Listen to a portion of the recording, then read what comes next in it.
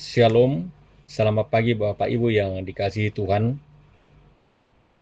Kita bersyukur di pagi hari ini bahwa Tuhan masih berikan kita kesempatan boleh berada di hari yang baru yang Tuhan urahkan di pagi hari ini. Dan sebelum mengawali aktivitas kita hari ini, marilah kita siapkan hati diri kita untuk membaca firman Tuhan. Namun sebelumnya mari kita satu dalam doa. Allah Bapa kami dalam kerajaan surga, Allah yang selalu mengasihi dan memelihara kami. Kepadamu Tuhan di pagi hari ini kami mengucap syukur berterima kasih. Karena kami telah diberkati dan dilindungi sepanjang malam Tuhan. Kami boleh berikan waktu, boleh beristirahat, membaringkan tubuh kami. Dan di pagi hari ini boleh dibangunkan dengan tubuh yang penuh berkatan. Kami boleh menyambut hari yang baru yang Tuhan berikan buat kami semua. Terima kasih Tuhan Yesus, terima kasih. Sebelum mengawali kegiatan kami, aktivitas kami hari ini, kami mau membuka firman kebenaran-Mu. Namun sebelumnya kami mohon Tuhan kuasai kami dengan kuasa Roh Kudus-Mu. Terangi hati kami, buka akal budi, buka pemikiran kami, sehingga apa yang kami baca, apa yang kami renungkan, kami boleh mengerti dengan baik. Di dalam nama Tuhan Yesus, kami berdoa kepada Bapa di surga. Haleluya. Amin. Firman Tuhan yang kita baca dari Roma pasal 1 ayat 8 sampai pada ayatnya yang ke-17. Paulus ingin ke Roma. Pertama-tama aku mengucap syukur kepada Allahku oleh Yesus Kristus atas kamu sekalian. Sebab telah tersiar kabar tentang imanmu di seluruh dunia. Karena Allah yang kulayani dengan segenap hatiku dalam pemberitaan Injil anaknya adalah saksiku bahwa dalam doaku aku selalu mengingat kamu. Aku berdoa semoga dengan kehendak Allah aku akhirnya beroleh kesempatan untuk mengunjungi kamu. Sebab aku ingin melihat kamu untuk memberikan karunia rohani kepadamu guna menguatkan kamu, yakni supaya aku ada di antara kamu dan turut terhibur oleh iman kita bersama, baik oleh imanmu maupun oleh imanku. Saudara-saudara, aku mau supaya kamu mengetahui bahwa aku telah sering berniat untuk datang kepadamu, tetapi hingga kini selalu aku terhalang agar aku di tengah-tengahmu aku menemukan buah seperti juga di tengah-tengah bangsa bukan Yahudi yang lain. Aku berhutang baik kepada orang Yunani maupun kepada orang bukan Yunani, baik kepada orang terpelajar maupun kepada orang tidak terpelajar. Itulah sebabnya aku ingin untuk memberitakan Injil kepada kamu juga yang diam di Roma. Sebab aku mempunyai keyakinan yang kokoh dalam Injil, karena Injil adalah kekuatan Allah yang menyelamatkan setiap orang yang percaya. Pertama-tama orang Yahudi, tetapi juga orang Yunani. Sebab di dalamnya nyata kebenaran Allah yang bertolak dari iman dan memimpin kepada iman. Seperti ada tertulis, orang benar akan hidup oleh iman. Saudara-saudara yang kasih dalam Tuhan Yesus Kristus, dari pembacaan Roma 1 ayat 8 sampai 17. Dari Renungan Toraya edisi 20 Februari 2026 yang diberi tema Iman kepada Raja Sejati. kapatonganan lakodatu maton tongan.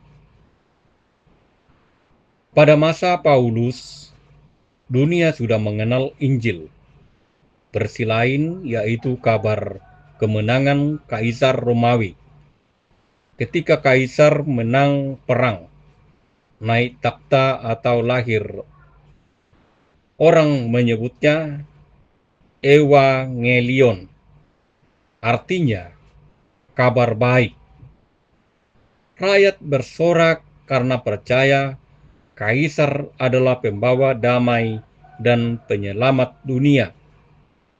Namun semua itu fana. Kaisar bisa kalah dan kerjaannya runtuh. Di tengah dunia yang menanjung kemuliaan semu, Rasul Paulus memberitakan Injil yang sejati.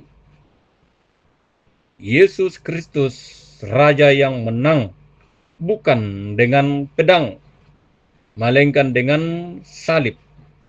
Bukan merampas nyawa, tapi memberi hidup.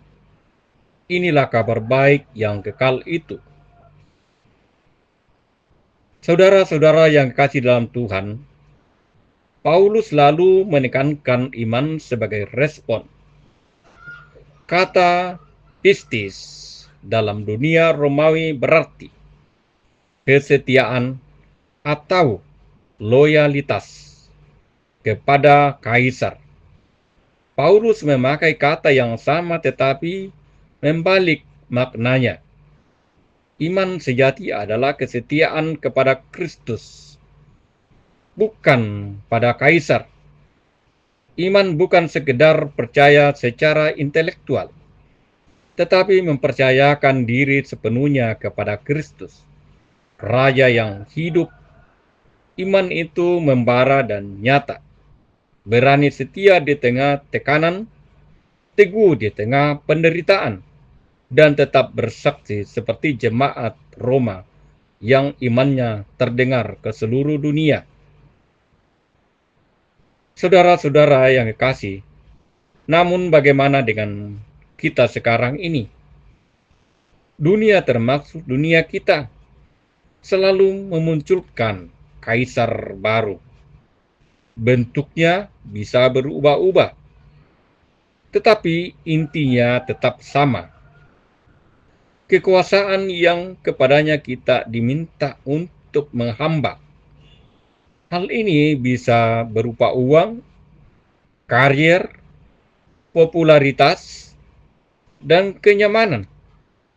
Apakah itu tidak boleh diupayakan atau dimiliki dalam hidup modern? Boleh saja, karena ora et labora atau berdoa dan bekerja.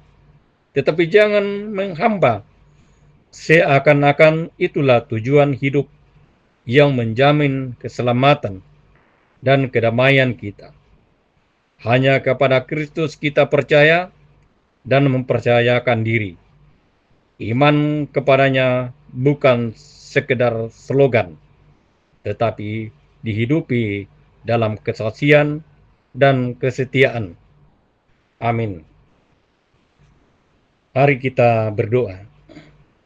Allah Bapa kami dalam surga, terima kasih Tuhan sudah memberikan waktu dan kesempatan untuk dapat membaca dan merenungkan firman yang telah menyegarkan kepada kami bahwa iman bukan sekedar percaya secara intelektual, tetapi mempercayakan diri sepenuhnya kepada Yesus.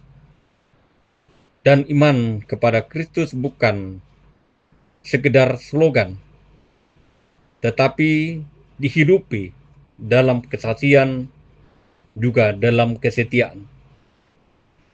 Terima kasih Tuhan Yesus, terima kasih. Biarlah firman-Mu ini yang kami sudah dengarkan, kami sudah baca, Tuhan tanamkan dalam hati kami, agar kami boleh memperoleh iman yang kuat dan teguh dalam menghadapi liku-liku kehidupan yang Tuhan masih anugerahkan buat kami semua. Bapa di surga, Kami berdoa kepadamu Tuhan, buat kehidupan kami hari ini. Kehidupan jemaat-Mu tuntun sertai kami Tuhan, agar kami boleh menjalani hari ini dengan penuh damai sejahtera Allah, penuh pertolongan, penuh topangan daripada Tuhan. Bapa di surga, inilah doa kami, inilah harapan kami, permohonan kami sempurnakan, beralaskan dalam nama Tuhan Yesus, itulah Tuhan dan Juru Selamat kami. Kami berdoa kepada Bapa di surga. Haleluya. Amin. Sekian, terima kasih. Rehat Renungan Toraya edisi 20 Februari 2026. Tuhan memberkati kita semua.